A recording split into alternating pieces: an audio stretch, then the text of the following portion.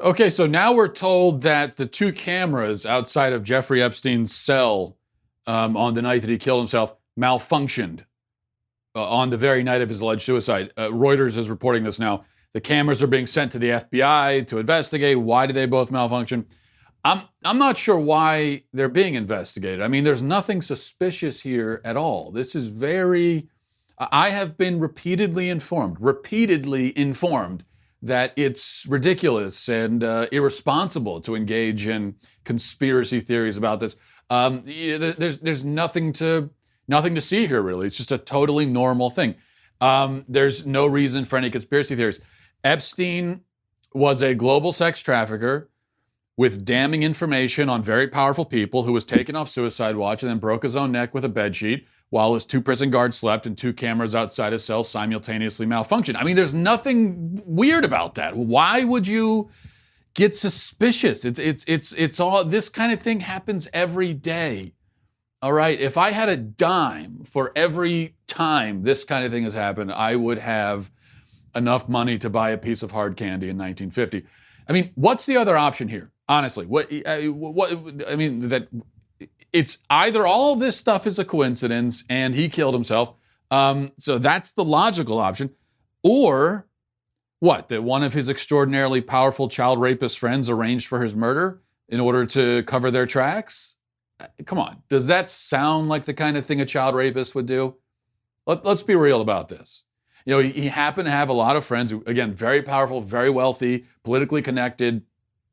They raped children. And so, but does that mean that they would then do something as horrible as killing Jeffrey? I mean, just think about it for a second. Let's not be absurd about this. Besides, killing a witness who might testify against you. Now, that never happens. That's except for in Hollywood movies. All right. So yeah, you've seen movies where they do that, but that's Hollywood stuff.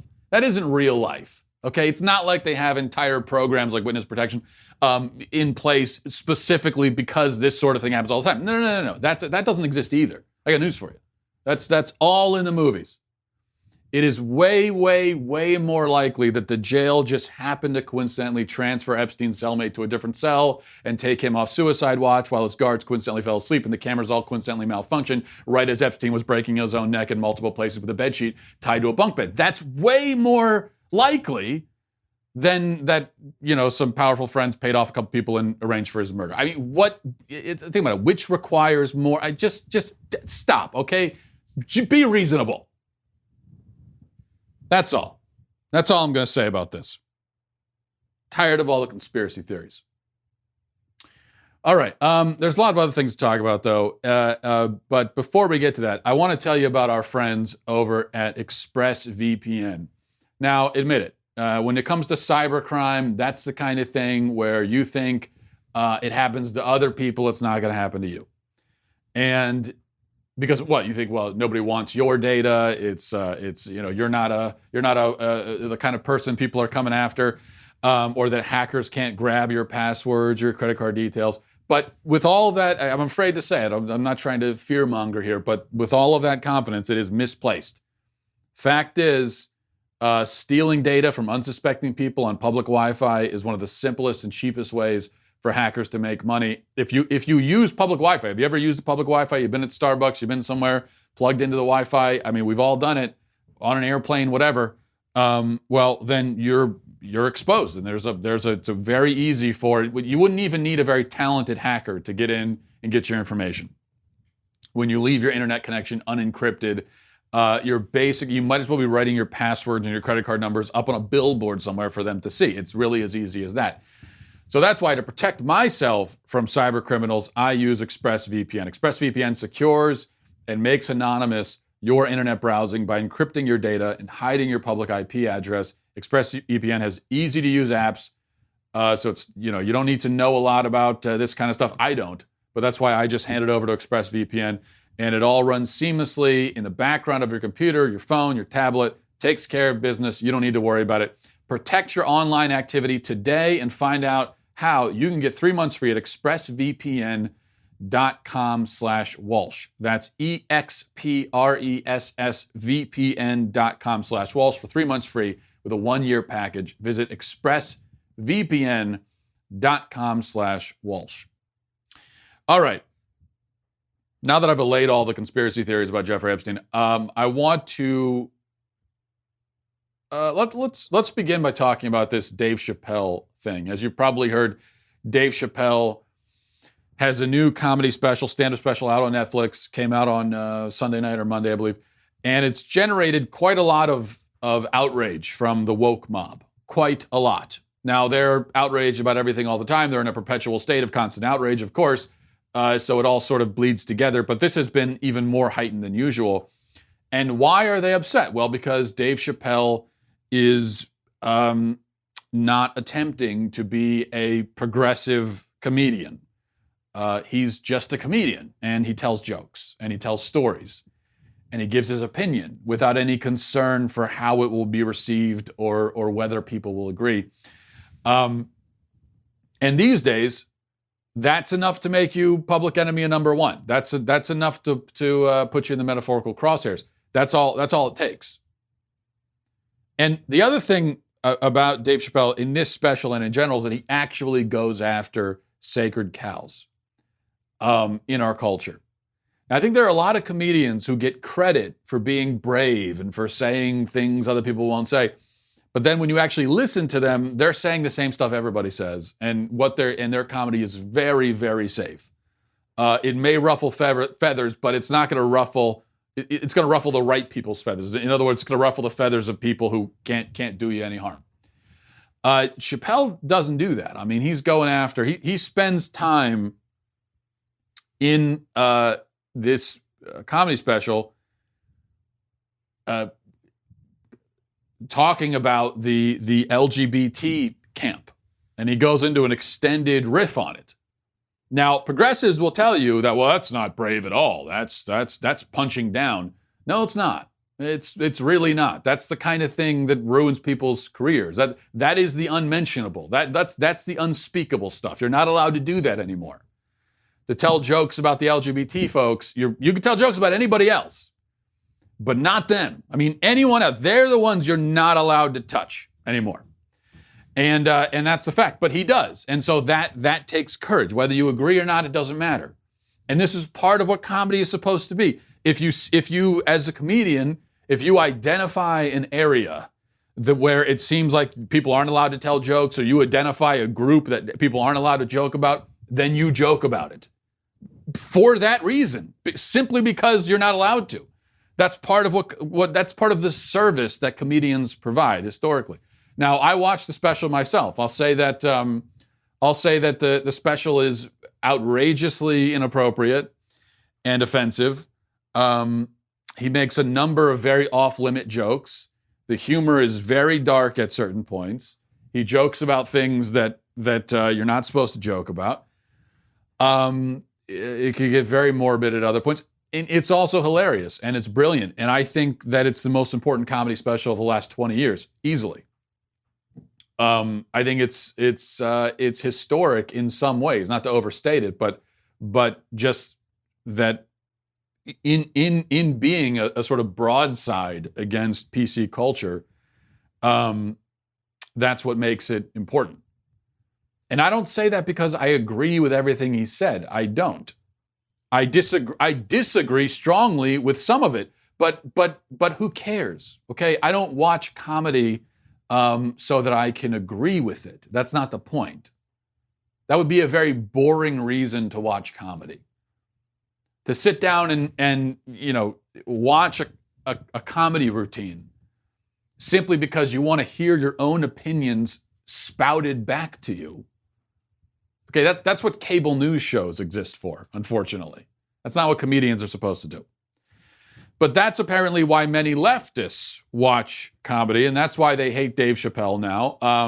And there have been a lot of long think pieces in left-wing publications about how terrible it is and so on. Let me read just one example. This is a review in Vice of the Dave Chappelle special. I'm not going to read the whole thing. I'll read a few bits and pieces of this. And it begins, "You can definitely skip Dave Chappelle's new Netflix special, Sticks and Stones. So we're giving thankfully, Vice is giving us permission. They're saying you could skip this one. Not just you can, you must.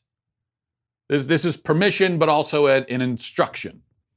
You're not allowed to find funny. This is not funny. But then it goes on. The comedian doubles down on misogyny and transphobia in both the special and the hidden bonus scenes that follow. Dave Chappelle made a return to Netflix Monday with a new stand-up special, Sticks and Stones. Fans quickly realized that if you watch until the very end, the special has a secret epilogue called The Punchline, where Chappelle answers questions from audience members who went to his separate Dave Chappelle on Broadway stand-up show last July. The special takes the comic's anti-wokeness shtick to a new level, and the whole thing is repetitive and exhausting enough that it's a slog to even make it to the Q&A. At one point in his routine, he says he doesn't believe Michael Jackson molested young children. This time, which I disagree strongly with that, but again, that's not why I'm watching a comedy special. This time, those jokes included asking the audience how funny it would be if he was actually a Chinese person stuck inside a black man's body. And that would be kind of funny. Which, you guessed it, also included a racist impression of a Chinese person. He also which can I stop right there? It's not racist because Chinese is not a race. He also found time to defend fellow controversial comedians Kevin Hart and Louis C.K., painting them as victims of an overzealous call-out culture. I just want to stop here again. To call Kevin Hart a controversial comedian, Kevin Hart, if that's what qualifies as a controversial comedian, then the word controversial just has no meaning. By the time the Q&A plays at the end of the special, Chappelle has already shown his unapologetic approach to courting controversy. His answers put that into even starker view. They talk about transgender people. Chappelle has always been a daredevil comedian willing to take a controversial stance or downplay a serious controversy for laughs, including how dare he. I mean, he's downplaying controversies for laughs. That's not what comedians are supposed to do. You're telling me he's out there trying to get laughs? How dare he? But now he chooses to blatantly ignore the historic criticism against his style of comedy and new loud and clear criticism from the trans community. His approach comes off like a defiant rejection of change at any cost.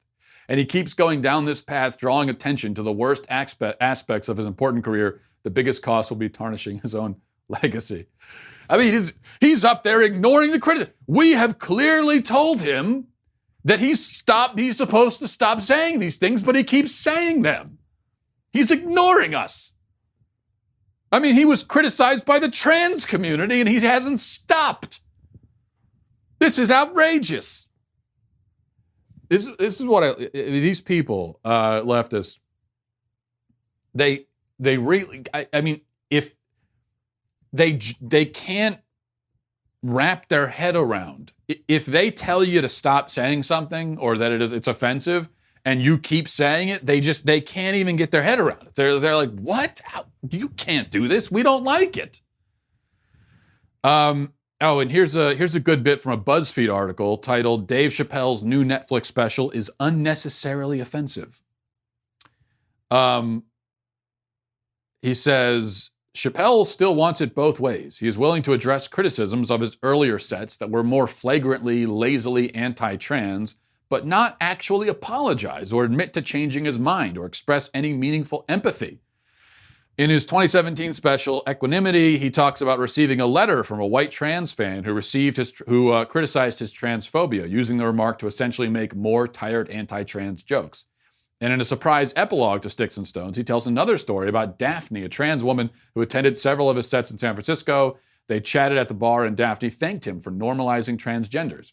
The audience at Radio City Music Hall, where Chappelle told a story, applauds loudly. It's cringe-inducing, such a blatantly cynical, familiar move out of the old, I have a marginalized friend, so I can make this joke playbook. What is especially frustrating about Chappelle's trans jokes is how he essentially acts as if black trans people don't exist, and as if black trans women in particular aren't more likely to be victims of violence. His truth to power comedy only works if he acts as though trans people and black people are wholly separate entities. It's enough to make you want to tie Chappelle to a chair and force him to binge watch episodes of Pose.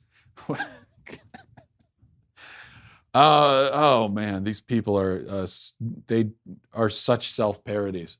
That's another reason why I think it's brilliant that Chappelle is able to make funny jokes about them, because it's so easy in some ways. It's so easy to make jokes about them that it's hard, because the jokes are so obvious. When you have someone who's making a parody of themselves, how do you make a joke that's going to be funnier than what they're already doing? How do you make an observation aside from just look at what they're doing? But Chappelle's able to do that, because again, this is comedy. Do you know what comedy is, leftists? Do you know what it is? I mean, it's a sincere question. Do you actually know what it is? Do you understand the point? A lecture about trans inclusiveness, which is what both of these articles seem to want, would not be very funny. Now, whether or not we agree with it, it wouldn't be funny. It's just not, it would be like if I got offended that Chappelle wasn't up there preaching about how Jesus Christ is our Lord and Savior. Now, I believe that he is our Lord and Savior, but that's not comedy. It wouldn't be a funny thing for him to do. So it wouldn't make any sense in the context. Now, left-wing gender theory, as it happens, is a ridiculous thing. And so there are many jokes to be made about it. And that's why he makes the jokes. And the fact that everyone in society pretends to take it seriously means that those funny things should be pointed out, because that's what comedians are supposed to do. That's the job of a comedian, to tell jokes. And again, especially if the important comedians are going to tell jokes about things that you're not supposed to joke about. Meanwhile, a lot of people are talking about this bit from Chappelle's special, as I just put it. So let's take a look at this. I'll be real with you, and I know nobody gives a f what I think anyway. I'm not for abortion. Oh, shut up.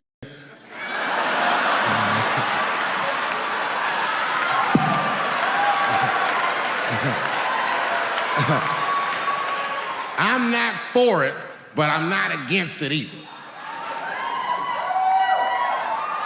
It all depends on who I get pregnant. And ladies, to be fair to us, I also believe if you decide to have the baby, a man should not have to pay.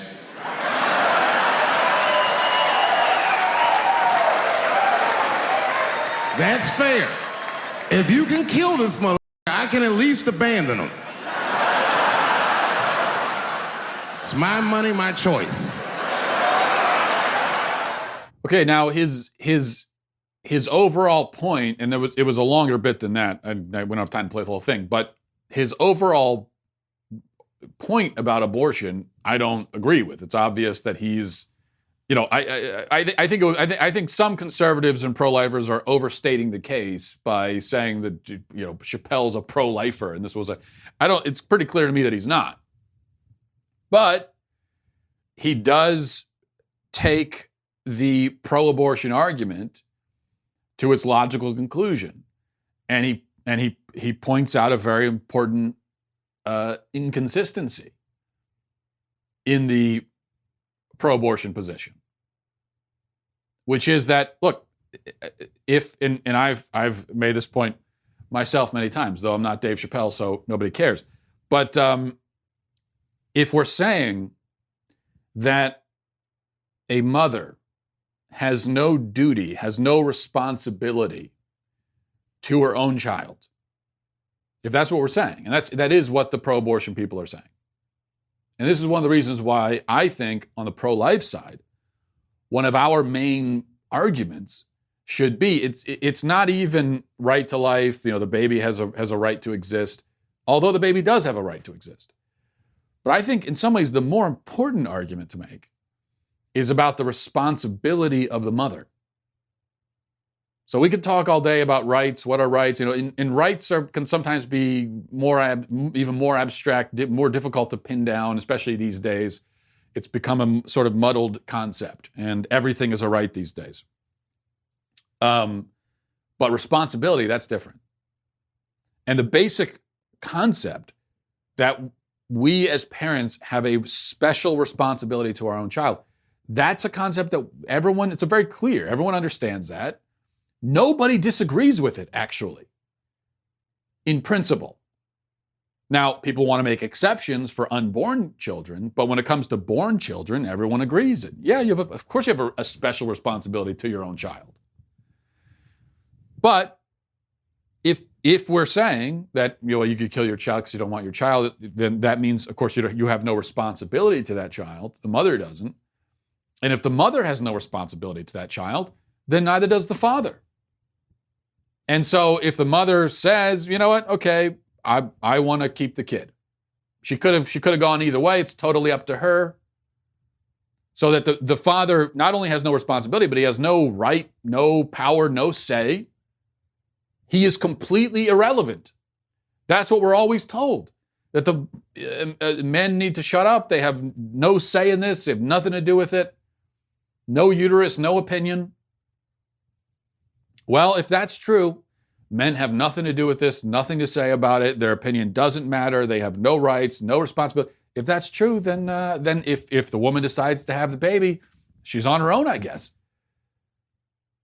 You can't all of a sudden say, okay, you know what? Actually, I'm going to keep the baby. So yeah, I don't know. You need to have a lot to say now. Now this is now this is your concern because I've decided that it is. No. If you're going to make the argument that, hey, it's her body, she can make a choice. Okay, but she can't make choices for the man because that's not her body. If you're going to say that men should be legally required to take care of their own children, that's what I believe. I agree. I think parents should be legally required. Both parents should be legally required to take care of their own kids, unless they're going to put the kid up for adoption.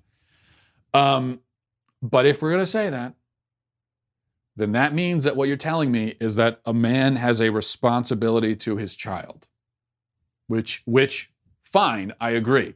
Good. But if a man has a responsibility to his child, then obviously the mother does too. And if the mother has a responsibility to her child, then at a minimum, that responsibility must mean that she's not allowed to kill him. So as Chappelle puts it, look, if I can't abandon him, then why are you allowed to kill him? All right, speaking of, let's see, do we want to do this? Maybe we'll save that. Yeah, we'll save that for tomorrow because I had something else I wanted to talk about. This is a report in the Daily Wire. Says earlier this week, a video of U.S. national soccer team star Carli Lloyd kicking a 55-yard field goal went viral. Her trainer, James Galanis, told Fox Sports that one NFL team had expressed interest in hiring her. Galanis told Fox reporter Martin Rogers today she got another call from another NFL team. The one that called today, I don't want to say who it was willing to put her on the roster for the next game. That would be a preseason game. Galanis continued saying, anyway, that he thinks that she'd be a great field goal kicker. Now Loyd is saying she's considering the idea. She spoke with Jeff Skversky of ABC 6 Philadelphia on Wednesday, and he asked, this has been coming up a lot, how much do you continue to think about pursuing an NFL job? Loyd answered, yeah, it's been something that's turned into a casual day out at the Eagles practice, just hitting some field goals. And then she talks about how she's considering all of these different offers. And I don't know if I read that part, but this is she's 38 years old, I believe. Carli Lloyd. And now she's saying that she's considering allegedly she's been getting offers from NFL teams, and now we might get our first female field goal kicker. And I've seen people online cheering this and say, oh, wouldn't that be great? And we'd have our first female NFL player, it would be historic and so on. I'll just tell you, as somebody who watches football avidly, and it's become very apparent to me that many of the people chiming in on this topic haven't watched it at all. As someone who watches football, I agree that having a female NFL player, even a kicker, would be historic. But one of the reasons why it would be historic is that it would probably lead to the first ever death on an NFL field. I mean, you put a woman on an NFL field as a player, and she will literally get killed out there. I mean, she will literally die. It's not a joke, not exaggerating. That really will happen.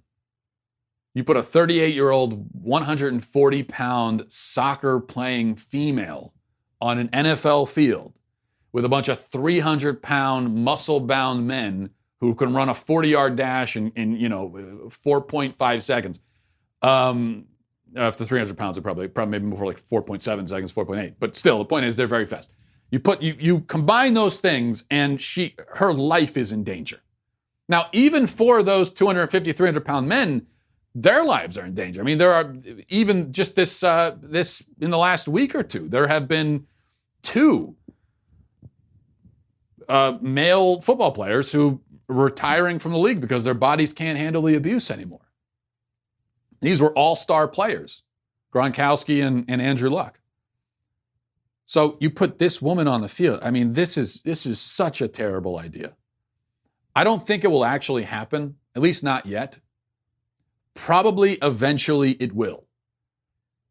I think eventually the NFL is going to give in to its politically correct urges, as it has a tendency to do, and it's going to pressure one of these teams to hire a female kicker. And it's going to be a terrible, disastrous idea that I don't want to see happen. And not because I don't want to see women playing football because I'm a sexist, although I have no interest in watching women play football because they just aren't very good at it. But that's not the issue. I don't want to see a woman get killed on the field, and that is what will happen. It is what will happen. Absolutely terrible idea. First of all, a couple things here. First of all, again, not taking anything away from what's her name, Carli Lloyd. Not taking anything away from her, but just because you can drill a 55-yard field goal in practice, that doesn't mean you can do it in a game at game speed with pads on. There's one problem here, is that she's not wearing pads when she does this, and she also doesn't have a bunch of NFL defensive linemen bearing down on her.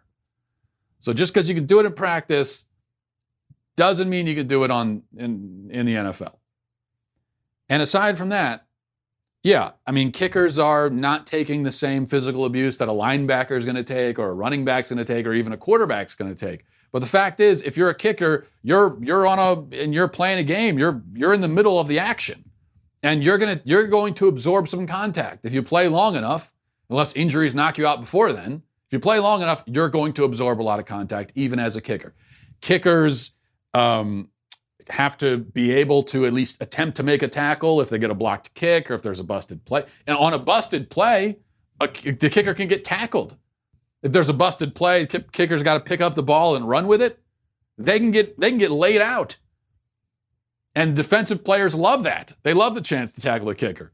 On kickoffs, now, assuming she'd be handling kickoff duties too, unless you're going to have a team that has her just doing field goals and then hires a separate person to do kickoffs, which will be a total waste of a roster spot. You only get 53 men on a game day roster. To give one of those up for an extra kicker is just not something that I think any NFL team's going to want to do. So, assuming she's handling kickoff duties too, then she's got to run down the field. You have this 140-pound woman running down the field on a special teams play, full speed, as she's got blockers coming right at her. Again, 250-pound men.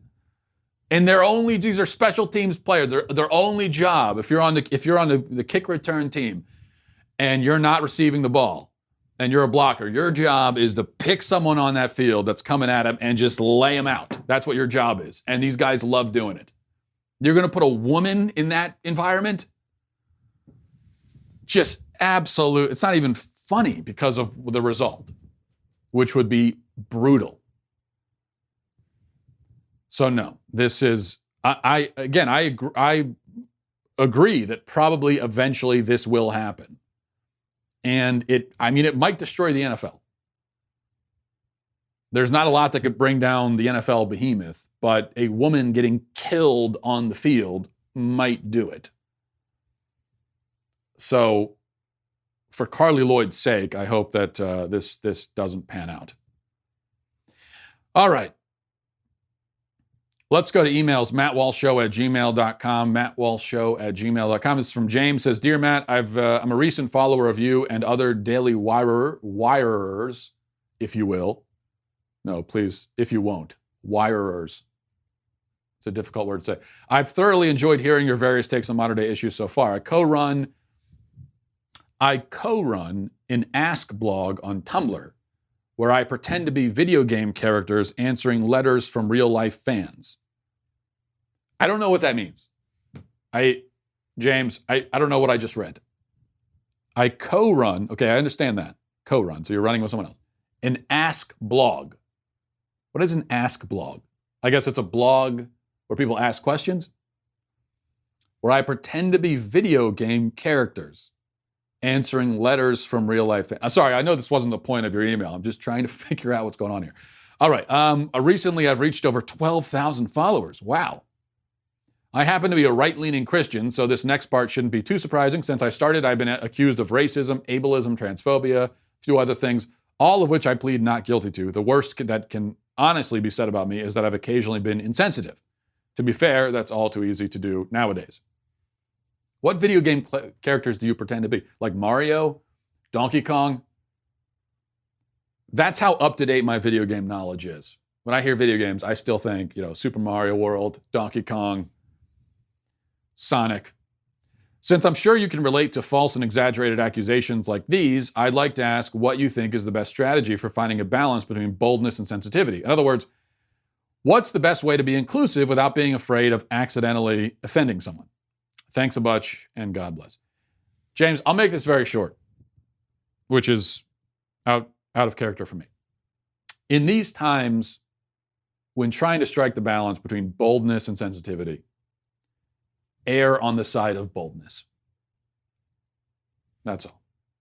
This is from Thomas. It says, Hey, Matt, glad you got a vacation in. As an avid angler myself, I was curious when you said you went fishing on a lake, what species were you targeting and how did you do? I'm partial to inshore saltwater fishing myself, but I do like to fish wherever they're biting. So I have been known to land pike and largemouth every once in a while. Glad to have you back. I was fishing for largemouth mostly, Tom. A few pickerels, were there, so I caught a few of those, but mostly largemouth. I'd say I went, did pretty well. Largest I caught was, I didn't have my scale with me, so I'm going to say my largest was 7 pounds, but it was probably more like 4.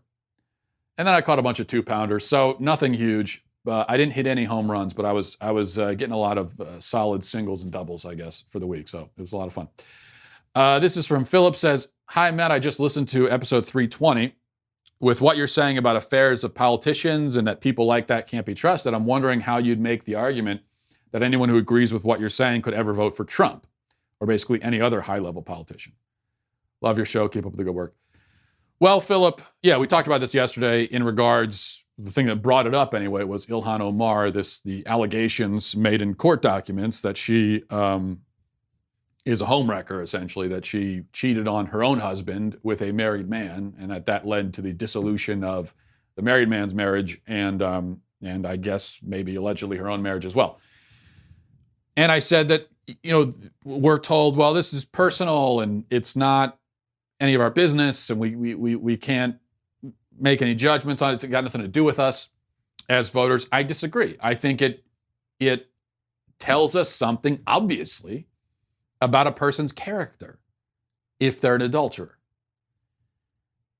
And so that is going to have a bearing on what we do with our vote, in my view.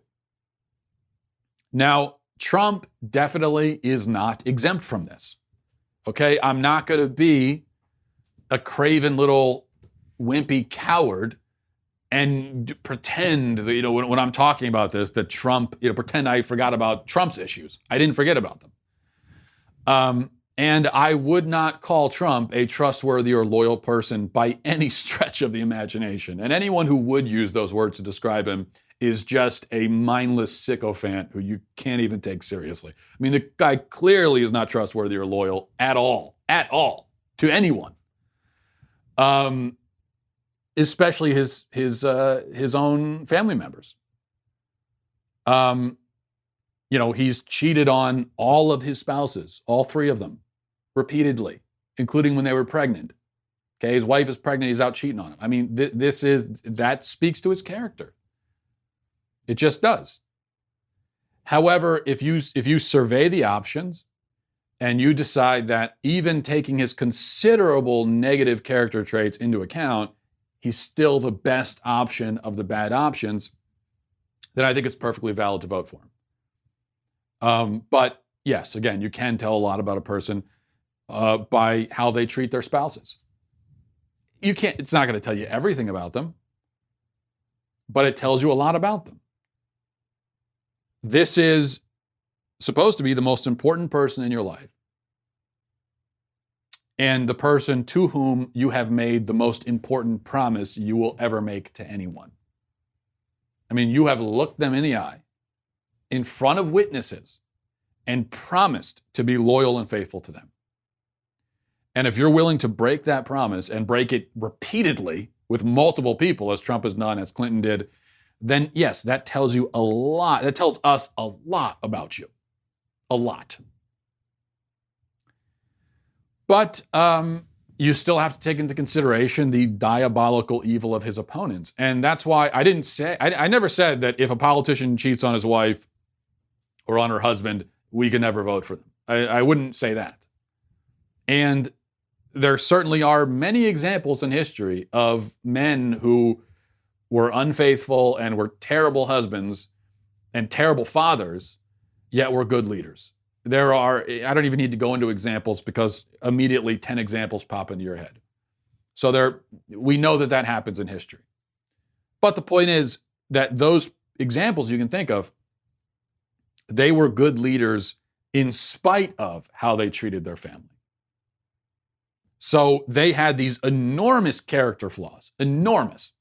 I mean, if you fail as a husband and a father, then you have failed in a profound way. This is not a small detail, right?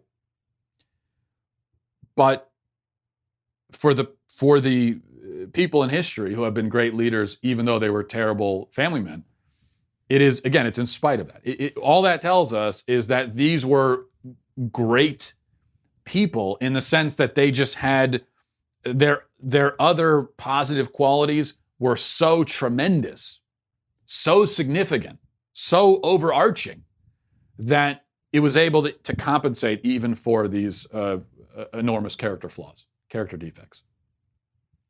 So what we have to ask, so with any given politician, you have to take all this into account. You have to say, yes, this is an incredible character flaw, but do their other positive aspects somehow override it as far as voters are concerned?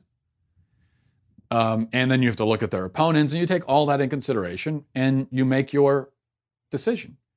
But my point is simply that the affairs and all that is one of the things you take into consideration. It's not the only thing, but it is something, at least. No matter what letter is next to the person's name.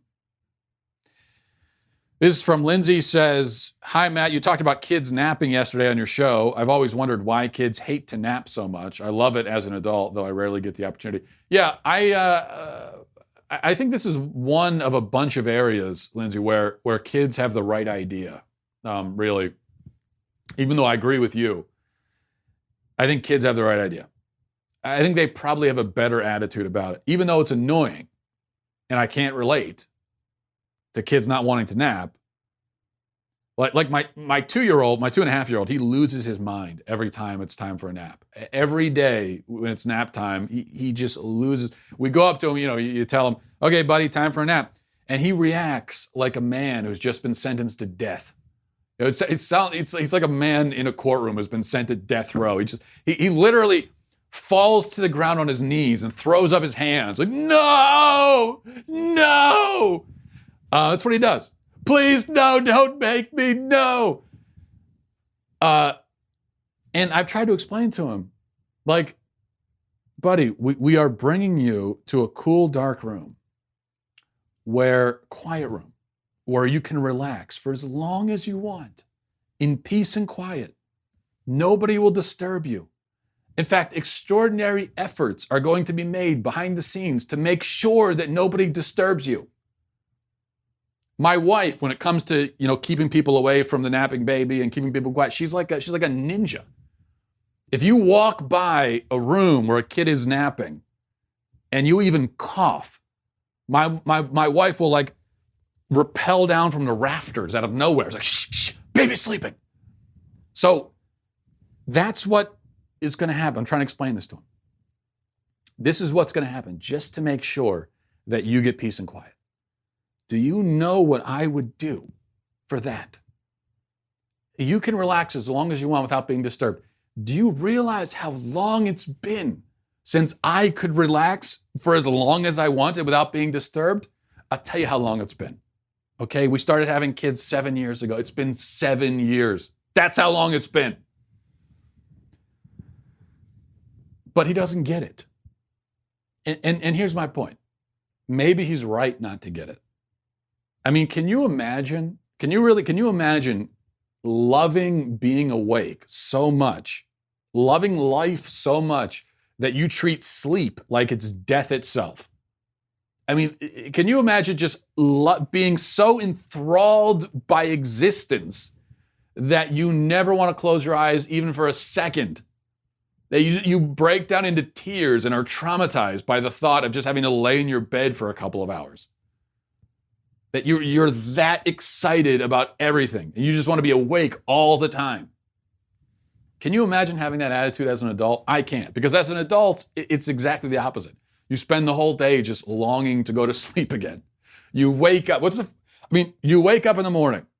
What's the first thing you think? It's like, oh, I can't wait to go to bed again. It's the first thing you think. But my kids, they wake up and they're just like a rocket ship. They wake up and half a second later, they're just running around the house. They wake up and they're my son, okay, my oldest son, he wakes up singing. I mean, he wakes up and he starts singing within seconds. He's running around the house, singing at 6 a.m. That's how happy he is to be awake. I envy that. I really do. It is so completely foreign to me now at this point in my life. It is exactly the opposite of my attitude. Singing in the morning is just something I can't even conceive of. But that's kids. So yeah, I think, and that's one of the hard things about being a parent, is that there are so many things with kids where they sort of have the right attitude, really, but you have to break them of it anyway, you feel like. So my kids hate going to sleep. They love being awake, but they got to go to sleep. They got to take naps. They got to sleep at night. And so I have to break them of that. I basically have to say, stop loving life so much. I mean, you can love it, but not this much. Just love it a little bit less, all right? Just a tiny bit less, can you? Kind of a sad thing. All right, we'll leave it there. Thanks, everybody, for watching. Thanks for listening. Godspeed. The Matt Walsh Show is produced by Robert Sterling, associate producer Alexia Garcia Del Rio, executive producer Jeremy Boring, senior producer Jonathan Hay, our supervising producer is Mathis Glover, and our technical producer is Austin Stevens, edited by Donovan Fowler. Audio is mixed by Mike Coromina. The Matt Walsh Show is a Daily Wire production. Copyright Daily Wire 2019. If you want to delve the depths of leftist madness, head on over to The Michael Knowles Show, where we examine what's really going on beneath the surface of our politics and bask in the simple joys of being right.